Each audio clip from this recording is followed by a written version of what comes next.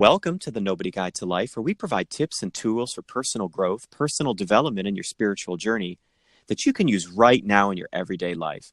I'm J.A. Plosker. You can always find out more at thenobodyguidetolife.com. Thank you so much for joining us. When we have chronic pain, it can be hard to see life as anything other than pain. But sometimes, if we're lucky, we find a person, a technique that helps ease the pain. And in some cases, that relief is so profound, it can change not only our physical state, but the entire trajectory of a life in mind, body, and spirit. For today's guest, the healing journey has led to a life mission, a mission to heal humanity.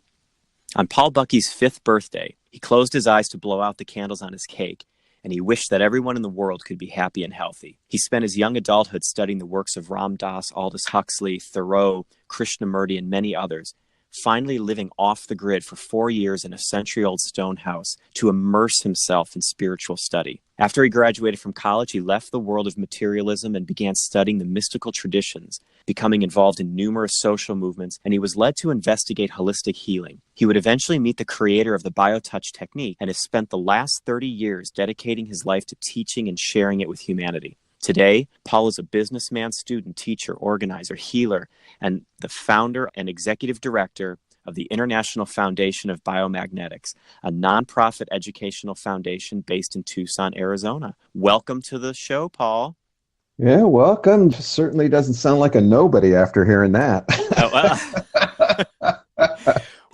I loved your 5th birthday story. Just really is that just took me. I love that. Tell us about your journey of spiritual discovery, because it sounded like it started really, really early on. Well, you sort of read it there, I mean, it was sort of, and always wondered at 5, why was I wishing for everybody to be happy and healthy instead of a bicycle? Right. And, and so through my years of turmoil and depression when I was in college, I was so sick, I was taking shots of Valium, and sort of this guiding light picked me up one day and took me to the counselor's office, and spent years with this wonderful man. And I remember the transformative time in that therapy was when he put his hand on my knee and he leaned forward and he said, "Paul, you have a lot of love to give." And I was like, it was like, that was it. That was the healing that went on. Right. So all those things just helped me have that path to where it came upon the good old book, Be Here Now by Ram Dass, and right.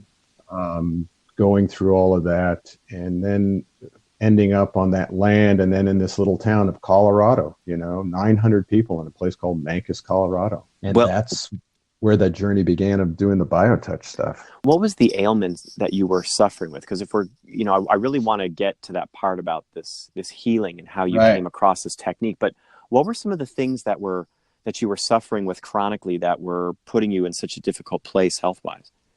Oh, it was just a sciatic nerve problem. Oh, okay. It was a pinched nerve in my back, went down my leg, after living on the land where I was sort of in perfect health.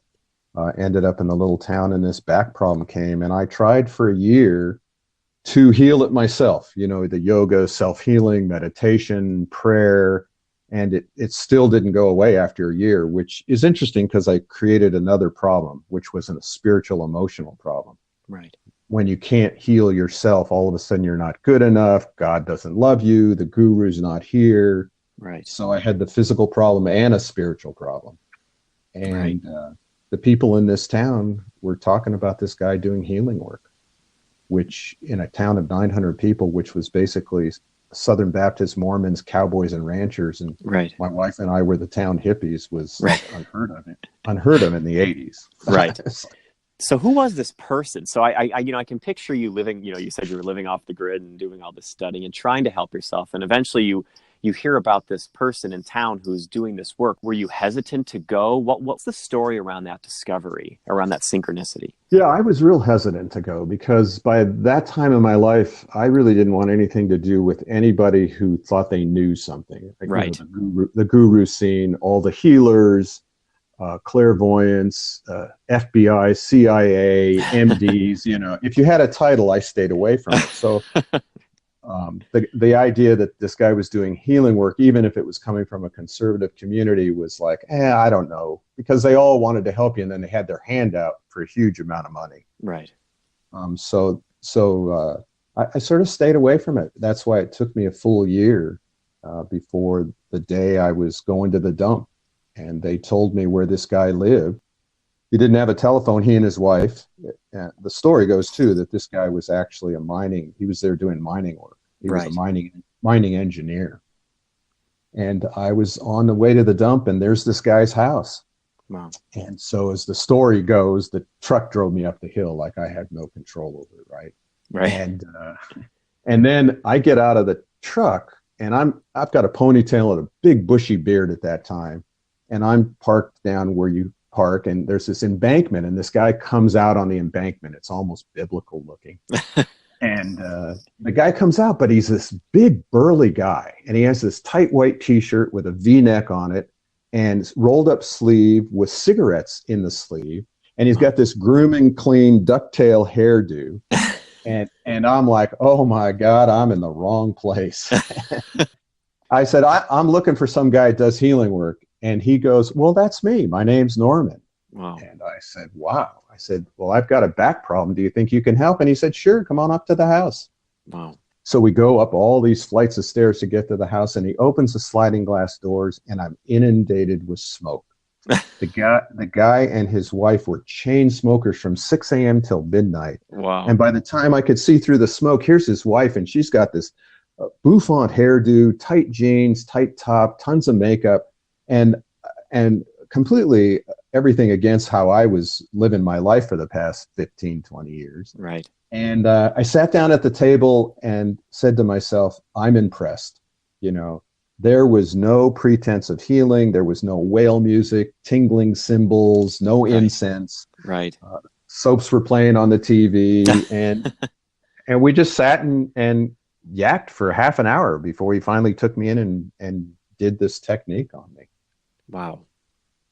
I can't even imagine, because it was so interesting that the way it came to you. And I know we talk about on the spiritual journey, sometimes the most important encounters, they come in the way you least expect, the way that look absolutely nothing like the way you would envision a healing to occur. Because we're so inundated by the idea of, like you were saying so well, the smoke-filled room, but the incense smoke-filled room, or this mystical guru who just touches you between the eyebrows and you're transported to nirvana. We don't really think about cigarette smoke and soap operas. So what were you hesitant? Did you give yourself over to the technique, or were you resistant to it a little bit at first as he was doing it? You know, you didn't have time to even think about it. You didn't know what you were going to do. Right. So he takes you into just his bedroom. There's no fancy room. You sit on the side of the bed. You remove your shirt or your blouse. You know, you just leave on, if you have a bathing suit or a bra, you would leave that, because the technique is done skin to skin. Right. So he just took me in and he washed his hands, and he touched me with the index and the middle finger of one hand right below my breastbone in the solar plexus there. And he did another point right behind my neck, which we call the greeting. And then he did some other points with both hands, just lightly touching me on the skin like a butterfly. Wow. And there, I wasn't thinking one way or the other. And then he laid me down on my tummy, just on the side of the bed, and he did some points on the back. And then he left. Huh. He didn't even say he was done. I heard the door close. So I finally figured he was done, went out and asked him, well, what'd you do? And he said, I just touched. And I said, well, okay, great. What should I expect have happen? He said, I don't know, whatever. I'm like, okay, so should I come back? And he says, oh, if you want, it's up to you. And then the kicker came when I asked him, okay, how much do you charge? And he went, oh, no, we do not charge. And not only did they not charge, they discouraged people from leaving anything. So you'd find a can of coffee under the bed, $20 under the toilet seat or something, a pack of cigarettes, people are being food, all done strictly unconditional donation, because people felt they wanted to help Norman and Carol. Wow. How often did you go back? Did you have more interaction? I mean, Yes. What was the process of that? Oh, there was no process. I mean, I went and got my wife at that time. I said, we need to come meet these people, because the philosophy too is what got me, so non-invasive, non-pretentious, Right. just so different than most healing work being done. So I just kept going back. I got sessions at least a couple of times a week. Right. The pain was gone after 2 sessions, but what happened was I spent 6 to 8 months of a total readjustment of my body. Just with that light touch, the body just started to realign itself. Wow. Which I've seen numerous times since then, that the power inherent in our own body to heal itself when given the opportunity is miraculous. Right. And I experienced that there. And I experienced it with people coming from all over the Four Corners area. I mean, you'd have people coming from the reservation, farm workers that were living in the area. You'd have ranchers next to cowboys, next to housewives, next to some of the hippies in the mountains would come down. And they were all sitting in this little house, and they all just had to show up because there was no phone. And we're getting touched by this guy and his wife, Norman and Carol. And people were walking out. Some people, remember one guy forgot to take his oxygen tank with him. Wow. And finally, one of the old timers, I was sitting with him, and he lived in that valley he was generations. He said, Norman and Carol brought love to the Mancos Valley. Wow. And that, there it was, my whole past of all those situations just hit at that moment, and the light bulb went off and went, oh my gosh, here I'd been seeking love and peace and guru, and here it was in this little house with touch. Right. Just plain old touch on the skin, and you didn't have to believe in it. Right. There were no levels. And I just said to Norman and Carol, we need to get this out to the public. And what was their response to that? Well, their response was they were going to do that in the future. They were going to move to Oregon. And they said, okay, let's do it. And so as I say, I was the stooge. You talk about things come to you. I mean, I had to get that back problem to meet these people, because I became the stooge to create the formal presentation of Bio-Touch, which was 30 years ago. Wow. So what did you do? You apprenticed yourself to them? And yeah, wow. I just hung out, learned the points. He handed me the history of it is he, in 1971, was at a friend's house, and the friend was hemorrhaging and starting to miscarry. Right. And he very spontaneously said, I think I can help. And he did these points, and she stopped hemorrhaging and carried the baby full term. And then over the years, as people would stand in front of him, points would come to him, and he just started to notice a repetition. So when I met him and said, let's teach this, he handed me a bunch of scrap pieces of paper with these stick figures of the points that he had found over the years, which are just 17 sets of points for things like lung, heart, digestive issues, back problems, shoulder problems. And so we created a little teaching manual back in 1989, and we've been teaching it ever since. Is he still around? Are they still? No, he's dead, and his wife, I think she just died too recently. So that's so interesting. Then it just came to him. Yeah, and especially through a mining engineer who'd never had healing work before, and lived the kind of lifestyle he did. Smoker, drinker. He was an ex-John Bircher. In Mancos, it was him, and he was hanging around a bunch of people who called themselves constitutionalists at the time. Of course, they joked with me about being the Jewish pacifist, but it was through this technique, like the old man said, Norman and Carol brought love to the Mancos Valley, which means it didn't matter what you believed or who you were, what your social political belief systems were. The technique worked regardless of anything. Wow. As it was for all humanity. And it came through him, of which people since then have said, oh, well, he must have got it from the angels, or he must have got it from the extraterrestrials, or he stole it from the Rosicrucians. And the key is, it doesn't really matter where it comes from. Right. The funny story, when I went to Egypt and I was teaching there, we have a practitioner in Giza at the pyramids. Her father, who was sort of the keeper of the sacred keys to the pyramids, said that it was actually an ancient Egyptian healing technique, and he showed me hieroglyphs of people doing the exact points that we teach. Interesting. So in a sense, Norman just was the stooge to reawaken an ancient Egyptian healing technique, which we see when we teach people. Everybody gets it. Right. There's no, you don't have to believe in it. There's no intention involved. It's just taking the two fingers, reaching out and touching somebody, and they're effective. Wow. What conditions can you treat with BioTouch? So if somebody were to come to your offices or to go to a BioTouch practitioner, what would a session look like for them? BioTouch will address any problem that the body can have. Wow. So if the body has a condition, BioTouch addresses it, because BioTouch addresses the body. So we touch right on the skin. Right. And we use the two fingers of an index and middle finger, and we touch directly on the skin lightly, like a butterfly's landing on you.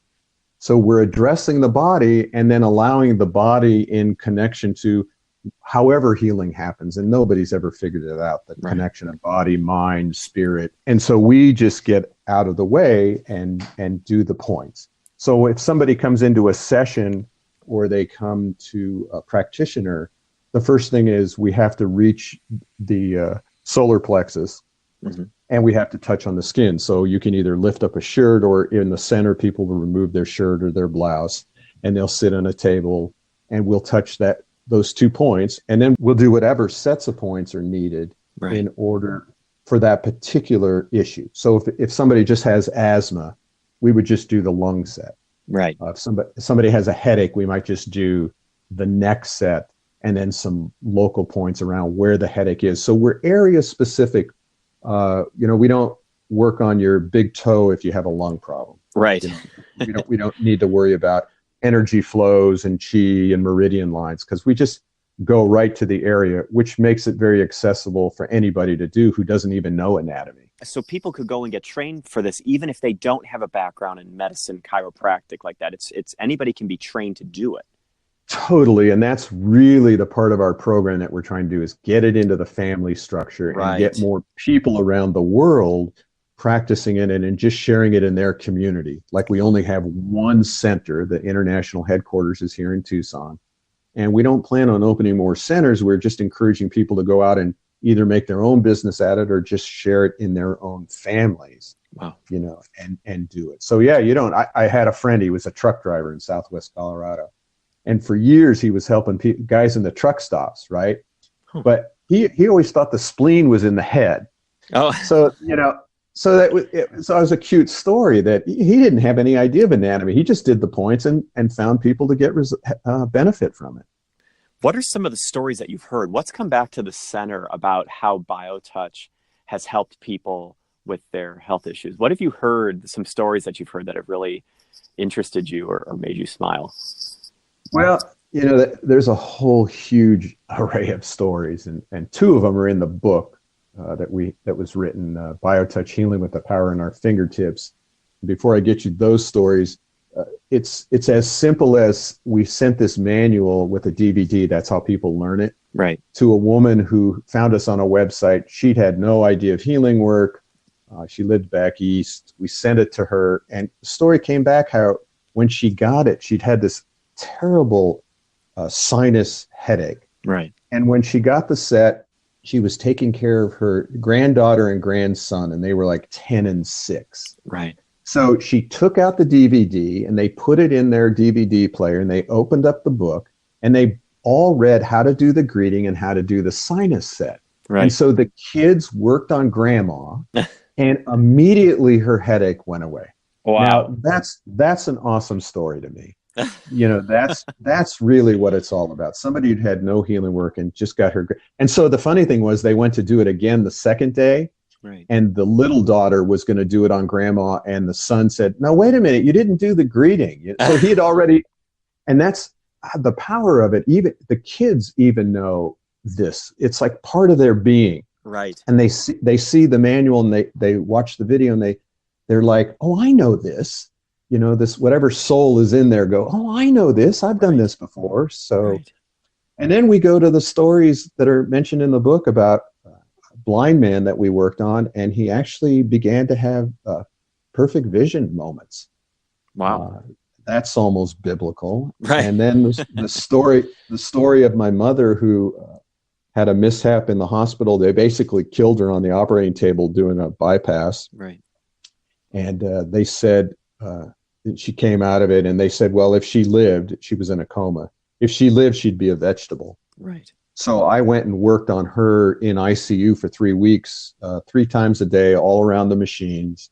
I got a chance to see the machines actually change while I worked on her. Wow. And the short of that story was 6 months later, she was walking on a beach in Hawaii. Wow. And, so just that was when I really got a chance to see how important BioTouch was for families. Because when I was hanging out in ICU, I just saw people hopeless, helpless, and afraid. Right. And I recognized how important BioTouch was for families to give them, if nothing else, a sense of hope. We don't cure people. We're not slapping people on the forehead and all of a sudden they get up and everything's fine. It's really about relationship between people and the opportunity that everything's going to be okay. Whatever happens, we're going to be okay. Right. Right. I think that's a very important message. And I think, we have guests on who talk about the healing modalities that they've discovered in their own lives, whether it's touch, equine therapy, it's relationships. That's something that all my guests in this area are really emphasizing is you're not giving healing to somebody. You're creating a relationship of trust and touch that facilitates a healing event. And I think that's really a fantastic gift, like you said, to bring to families and to bring to communities. Yeah, it really is. And why I've dedicated my entire life to doing BioTouch is the simplicity of the presentation. Yes. All these techniques are effective and we say, oh, do whatever you want. But this is about the presentation of there's no levels. You're effective immediately. Right. You don't have to put yourself in a certain state of mind. Like when I teach junior high kids, I say, even jerks can do this. And I've proven it because I'm one of the bigger jerks on the planet. It allows us to go into healing as a total human being, which is all of our good traits and bad traits. Right. We're all of that. And BioTouch has nothing to do with those traits. It sort of bypasses that. So it's an exciting time for BioTouch, and we hope to get it out to more people. Well, that was my next question, was about the book. Tell me about this BioTouch book. Tell me what spawned that book. What was the genesis of that? Well, the genesis was, it was written by one of our certified practitioners, Deborah Schildhaus. And we'd been trying to write a book for over 10 years, and she just said, oh, I can do it. And so she started to write this book, and she tried to write it about me, and that just wasn't working. I said, this book needs to be about you and your relationship to BioTouch and your relationship to me. Right. So she did, and she wrote the book, and in very simple language, so that the people who haven't done healing work and not technical. We had one guy who read it. He was a furrier here in town. He said, God, he hadn't read as good a book since Louis L'Amour. So I love that. It's like we made it. Right, so, right. I love so that. she wrote this book, and the beginning of it is about her journey with her own daughter who was very sick. Right. And then finding this article about me and about this healing technique. And then she goes into a lot of her personal experience about learning it. She lives in the foothills here in Tucson. And, the idea when she got the information that she was going to have to remove a shirt or a blouse and she was going to have strangers touch her, right, sort of freaked her out. And even her husband, who was like, oh, no, you ain't going to let people touch you. And goes through her transformative story of just after the first day, how close she felt with people and how comfortable she felt touching people. And then she interviews me and my journey about a lot of what we talked about and weaves that into the book and some of her reactions to, like me living with 18 people in a small house with one bathroom, like, what? So it goes back and forth and just makes it a very fun read, but very inspiring for people to want to get involved with. And we even have the foreword was written by Dr. Schwartz, who's done a lot of research here at the university with energy modalities. Right. And I just always want to read his thing. He says, as you explore Deborah's gracious and grateful book, my wish is that you become filled as I did with the wonder and promise that BioTouch offers all of us, our loved ones, the greater humanity, and nature as a whole. Wow. That just sums up the whole purpose of BioTouch. Wow. And something else that really strikes me about BioTouch is it really seems to seat itself in line with other modalities of like acupuncture, tapping and thought field therapy, BioTouch, this power of connecting with the energy of the body just by interacting with it in very simple ways. And so I just love this. And I really think that the way you've described it and the way Dr. Schwartz describes it, I think that's really going to resonate with a lot of people, because I don't think there's anything about what you've said that would really discourage people from at least exploring, because it doesn't have any barriers to entry. Yeah, that's a good one. No barriers to entry. I like that. We're going to use that. Okay. Well, it's yours. So Paul, this long journey you've had with BioTouch, the way it's just become your whole life, the legacy that's behind you of how you've learned it and how it's ahead with your practitioners. What's a tip or tool from all of that that you can give us to help us on our journeys of personal and spiritual growth? Something we can use right now. You could take the index and middle finger. Okay. Especially if you have somebody sitting next to you, and if not, just practice on yourself and then do it to somebody. You take the index and the middle finger of your dominant hand, right, and you touch just below your breastbone in that solar plexus lightly like a butterfly, and you hold that for 6 to 8 seconds. Okay. And after you've done that, you take that same dominant hand and you touch just behind your neck, and you go down the neck, you come to a big bone. And if you go just to the left of that big bone, about 1 inch to 1.5 inches, and you touch that lightly for 6 to 8 seconds, that's the point 2 of the greeting. If people would just reach out and do that greeting with one another, we would change humanity. That's quite a tip. Yeah, jeez. That's the greeting. That opens up the whole part of healing. And those are those 2 points that we actually see in the ancient Egyptian hieroglyphs. Wow. I really believe if we would do that on a daily basis with our loved ones, with our family, those 2 points, I think, could change our entire interactions with one another and really bring what we call love into our relationships.